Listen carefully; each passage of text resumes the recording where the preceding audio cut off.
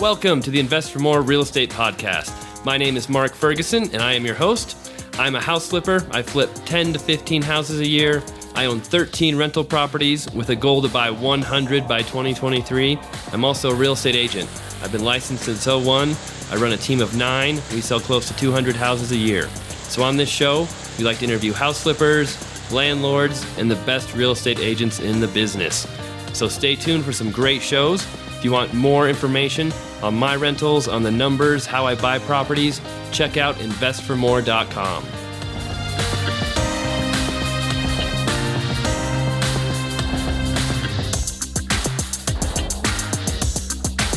Hey everyone, Mark Ferguson with Invest for More. Welcome to another episode of the Invest for More Real Estate Podcast. I'm glad to have you listening as always. Happy to try and provide information for everyone and help you out in your real estate investing or becoming an agent or becoming more successful at either one. Today, I want to talk about how to get a great deal on properties, what I do, what other people can do to find awesome deals below market, whether it's a flip, a rental property. I'm going to get a lot of emails from people asking me these questions, and I've written a lot of articles on it, but sometimes, just speaking it out, telling you in my own words how I do it might help a little more than reading articles. So before I get into that, I want to thank everybody who's been buying my new book, Build a Rental Property Empire. It's been doing awesome on Amazon, have a lot of great reviews. I want to thank everybody who took part in the contest to, provide a review. We gave away a couple of complete blueprint to successful real estate investing programs. Really fun to do that and really loved all the positive feedback we've had. I've had a lot of great emails from people who love the book.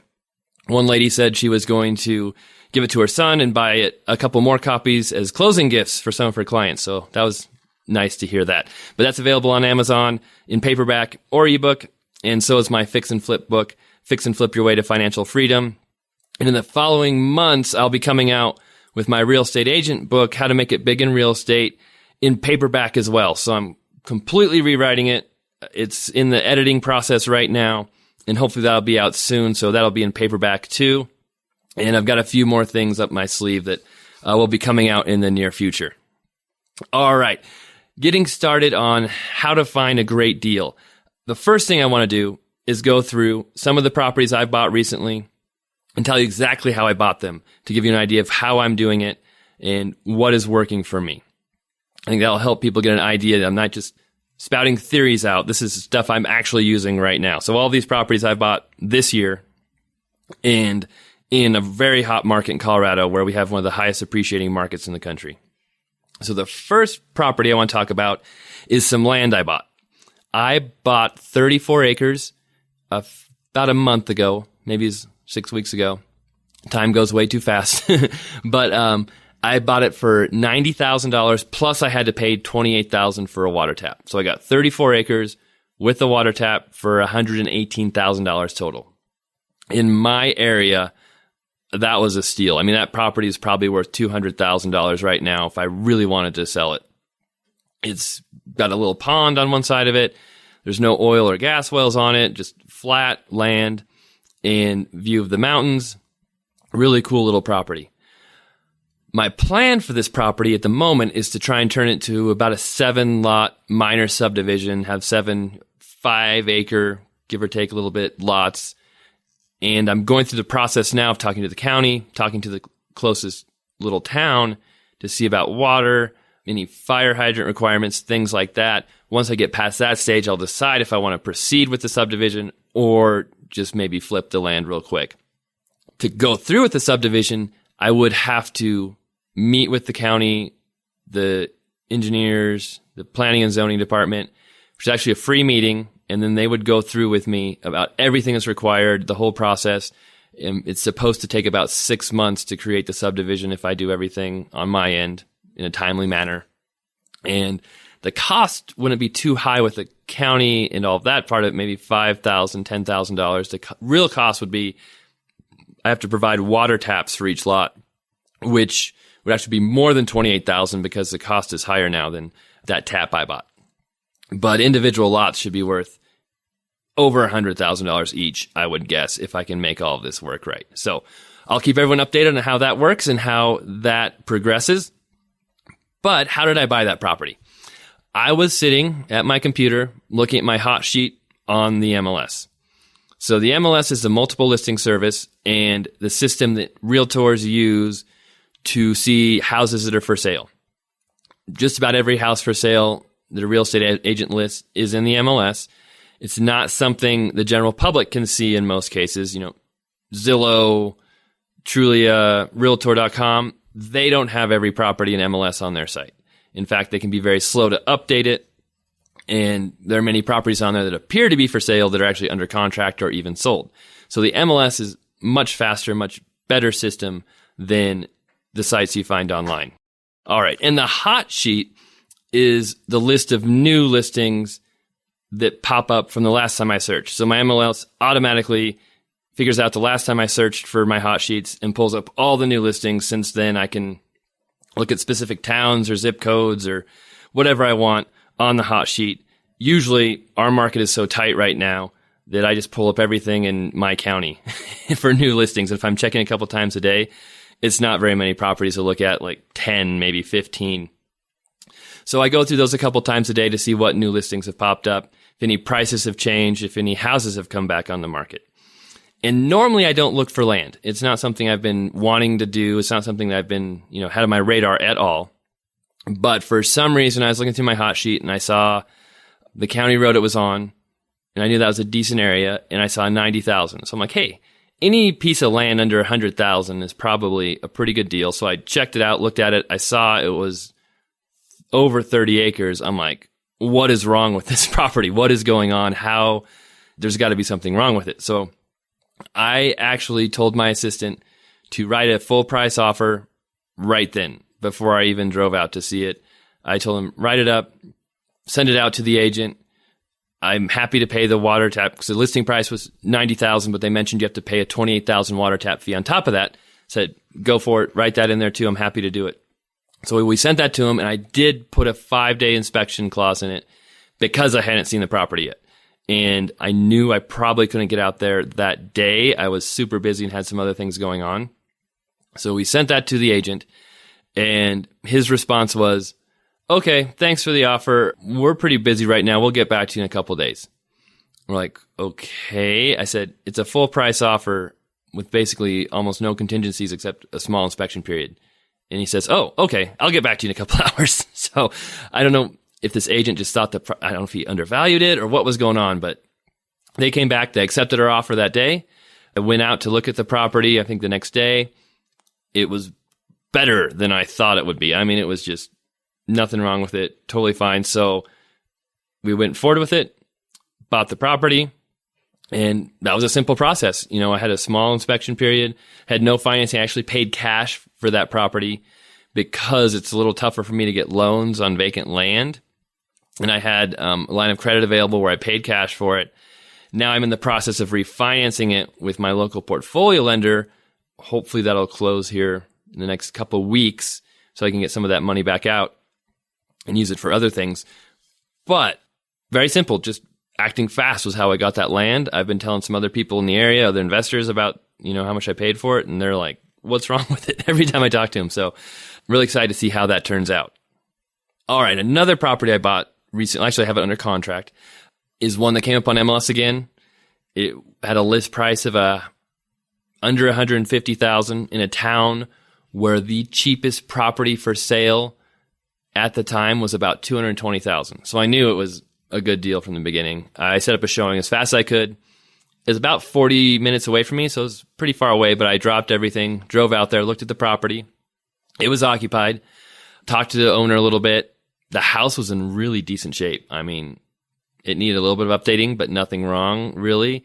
The owner just he needed to get rid of it fast, and he wanted to rent it back for a week or two after closing. I said, I was fine with that. I made an offer right away, full price, no inspection. I try to do no inspections if I can, because it really gives me an advantage. No financing contingency, although I am going to be financing this one. I'll tell you how. And then 30-day close, I put in the offer, and we sent that in the same day. The agent came back and said, we've got a few other offers. We really like how clean your offer is, but the other ones are higher. Is there any way you can come up more? So I looked at the numbers, figured I could still make money at 155, raised my offer up, and they accepted it with a shorter close date. So I had to close a little sooner. So I'm like, okay. So got everything signed, under contract, went and talked to my lender, and they said, well, we can't close that fast.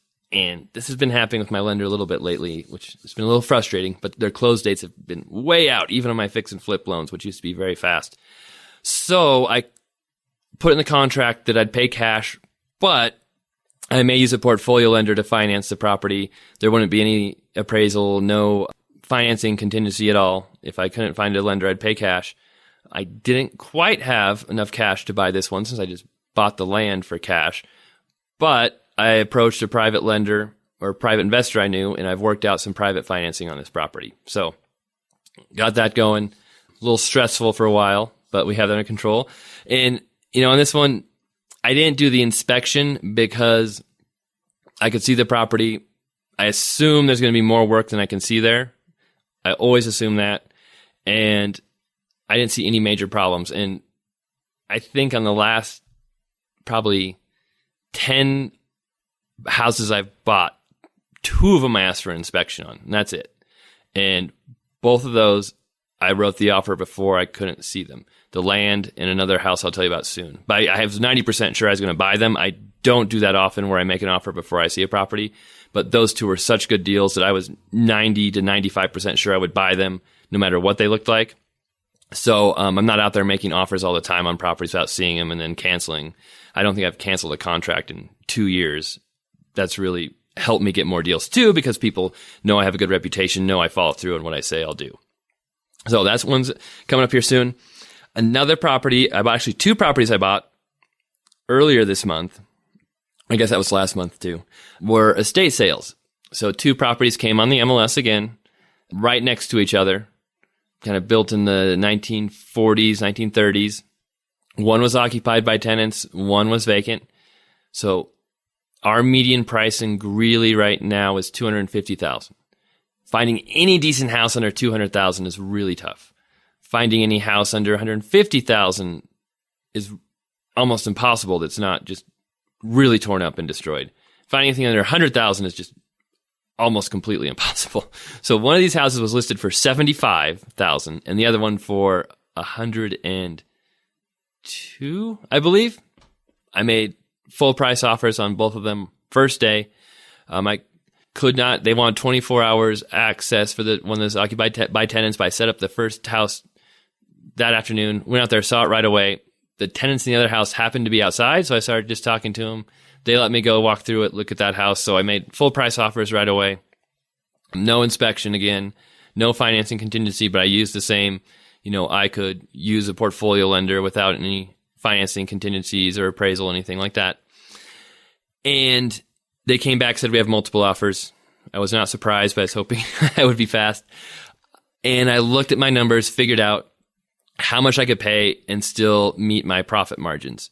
So I came in at $118,000 on one and $103,000 on the other. So on one property, actually that one property was listed at $115,000. That's right. So I just came up $3,000 on one. But on the other one, I came up $27,000 off their list price just because I knew there'd be so much competition and I could still make good money on it.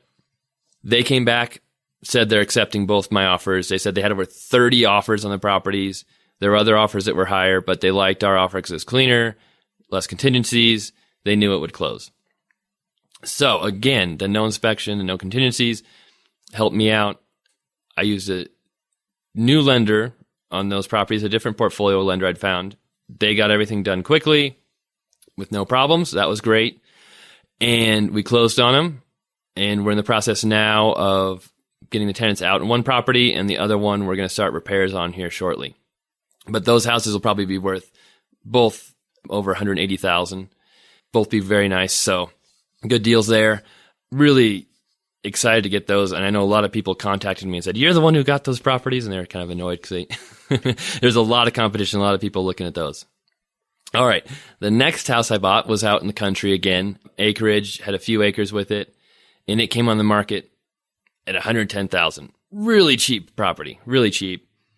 Again, I made my offer right away without seeing. This is the other property I didn't see because I knew at 110,000 I would buy it unless the house was burned down, basically. And I did drive by it, but it had tenants in it, so I couldn't see it right away. Made my full price offer. I did a 5-day inspection, and they accepted my offer before any other offers came in on that one too. Did my inspection, got in to see the house. It needs some work, but nothing bad, so went through with it.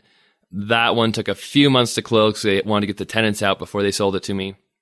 Financed that with my portfolio lender, and that property will probably be worth over $200,000 with $30,000 in work, maybe a little more than that. So that'll be an awesome one. Love to find more like that. But that's an MLS deal listed on the MLS, like most of the ones I buy are. All right, another one I bought back in March was a wholesale property. This is the first time I bought a wholesale property. And I found a wholesaler. Actually, they found me. They just kind of emailed every agent in the MLS saying they do a lot of wholesale deals. If you have clients or investors who are looking to buy, we work with realtors. We just give them, add your commission onto whatever price we tell you. And I'm like, hey, that's interesting. I've talked to a lot of wholesalers in my area who say they have good deals and try and get some deals done with me, but they really haven't been that great. They haven't met my criteria. However, one of the first properties this company sent through to me was a great deal. It was listed for $123,000 is what they wanted. I knew the house was worth over $190,000. They said it didn't need much work, paint and carpet. So I went through it, looked at it with them, and it was maybe a little more in paint and carpet, but definitely a great deal. I said, yes, I'll do it. We got the paperwork signed. I had to put down a $5,000 non-refundable deposit plus $3,000 non-refundable earnest money on the deal. So they want to make sure I was serious about it. I was okay with that as long as they closed on their end, which they did. But, no inspections on these wholesale deals. I was just buying it as is, which I was fine with. We've been working on that property. I financed it with my portfolio lender. It should be done here soon. And I'm thinking it's worth probably close to $200,000 after we're done with it, putting about $20,000 of work into it, maybe $25,000. Well, that'd be another great one. I'm always looking for wholesalers, but they can be tough to find because there's a lot of people who call themselves wholesalers who don't really have great deals or don't understand what a good deal is. So it can take a lot of contacts, weeding through the herd to find a good wholesaler. But if you find them, they can be a great resource. All right, another property I bought. This one I bought a few months ago at the start of the year is one that was listed on the MLS again. They had it listed for $125,000 right across from my old high school. It was not bad shape, had hardwood floors, newer windows. The siding was newer, but it needed a new kitchen, new bath, new roof, some other items. I made an offer right away at $125,000, no inspections, becoming a broken record, but that's how I do it. And they came back, said, your offer is great. We really like it, but we had a higher offer. Would you come up to $135,000? And I said, yes, I'll still make money on it. So I bought that one at $135,000. We're almost done with it. Rehab's taking a little longer than we thought, but and it'll be worth over $200,000 as well after about $25,000 in work. So those are the last few properties I've bought. As you can see, almost all of them were from the MLS, from me acting fast, making offers right away with no inspection. There was one wholesale deal. I also acted fast on that one. I was one of the first ones to respond to it. That one I got by being very fast. There's other ways I've bought properties the last few years using auction sites. And there's just so many ways to get great deals. I know a lot of people do direct marketing. But for me, the bread and butter has been MLS, being an agent, being able to act fast, see these properties, and go after them right away. And I think a lot of people get frustrated because they check the MLS or they work with an agent and they don't see these deals the first week or two they're looking. And you have to understand that when I'm finding these deals, they're not available every day I look on the MLS. It's not like they just pop up every single day. There's this great deal there that I make an offer on. I mean, I am very selective on what I make an offer on. These deals probably come up maybe a couple times a month, and I am hopping on them as fast as I possibly can. I don't get all of them. There's some I miss out on, but some I do get.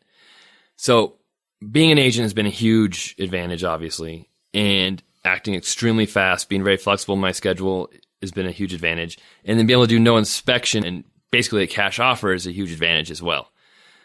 Now, it's very tricky not doing an inspection if you're not extremely experienced and know what you're doing with real estate.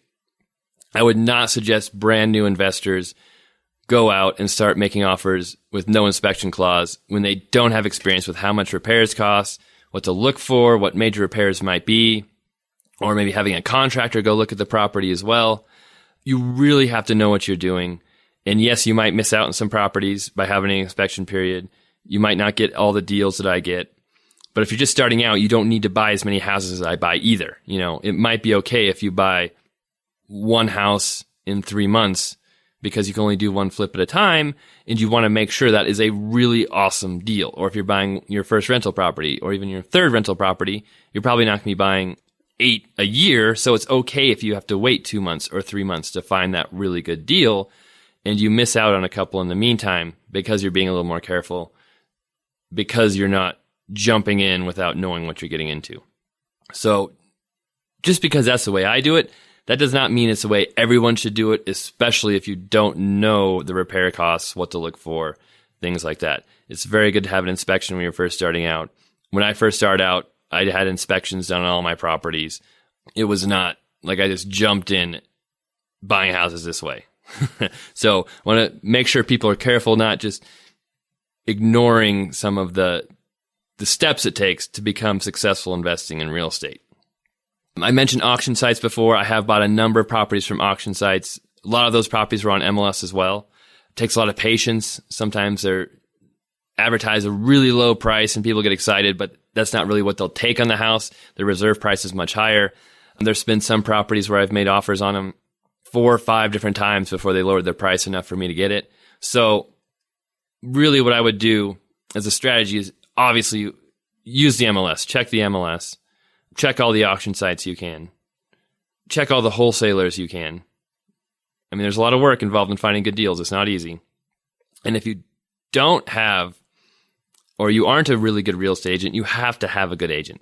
So there's a lot of MLS systems that can be set up to send you properties automatically. Agents can send you searches. Make sure you have a great agent who can set you up on a search if it's available. I know a lot of people limit themselves to REOs or foreclosures. I think the last, I'm trying to think here, 8 properties I've bought have not been REOs, have not been foreclosures, have not been short sales. They've just been traditional sales. So don't limit yourself to just REOs and short sales. Another thing to consider is when you're looking for a real estate agent, they don't have to be the most experienced agent in the world. They don't have to know everything about investing. Your job as an investor should be knowing the numbers, knowing how much you can pay for houses, and knowing kind of where you want to buy properties, what deals you're looking for. The agent's job should be to act extremely fast for you, write offers for you extremely fast, and know the contract writing procedures, those different things. It's awesome to have an agent who can send you deals. That's kind of a bonus. But if you can figure out the great deals and find those deals yourself as well, that makes life so much easier. And you don't have to have an agent who's super experienced, because sometimes they're slower than other agents. The more experience an agent has, the more clients they have, the less time they can devote to individual investors and act really fast for them. So I think the perfect agent for a brand new investor sometimes is an agent who's newer, doesn't have a lot of clients, but is super motivated, can act super fast, and devote more attention to the clients they do have.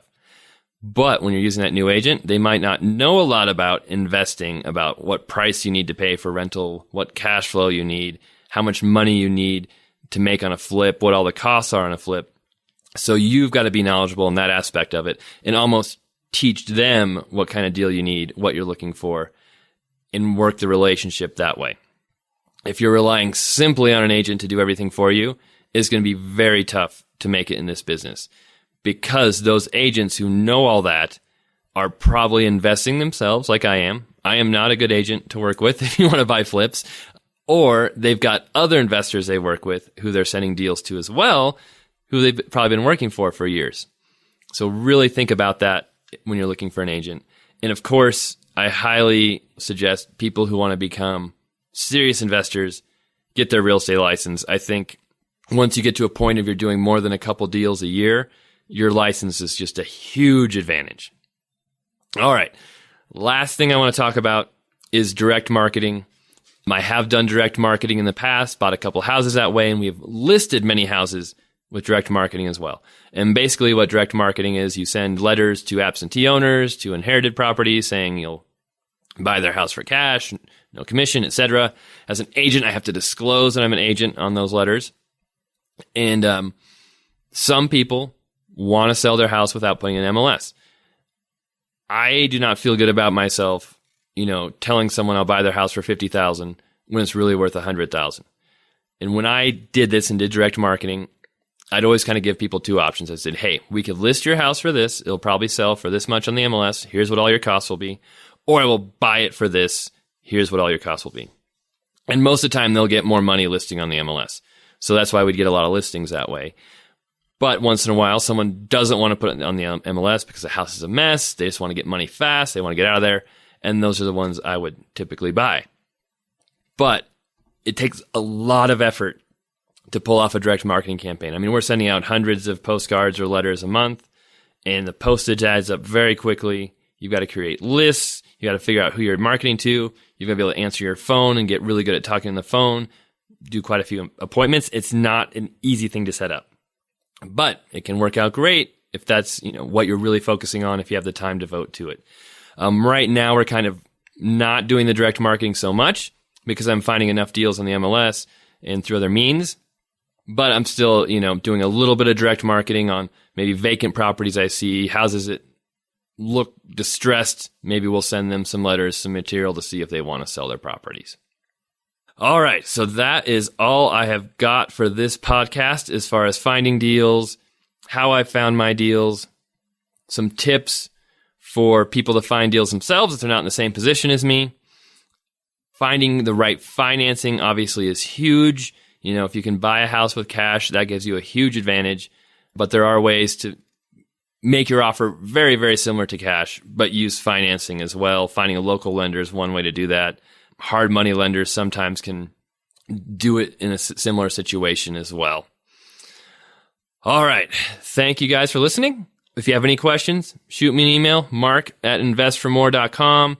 Leave a comment on the article I wrote up for this. Happy to respond to those as well. And as always, please leave a review on iTunes if you like the show. Tell your friends about it. Love to be giving out information, helping people, and growing as fast as we can. All right, thanks a lot. Have a great day.